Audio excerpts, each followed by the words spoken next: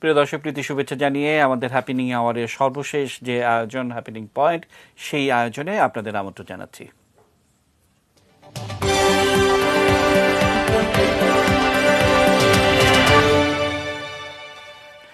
দর্শক, হ্যাপিনিং পয়েন্টে আজকে সারা দেশের বিশেষ করে পশুর বাজারের খবর আমরা জানাচ্ছিলাম এবং সেখানে নানা ধরনের সমস্যার কথা কিন্তু আমরা দেখিয়েছি। অর্থাৎ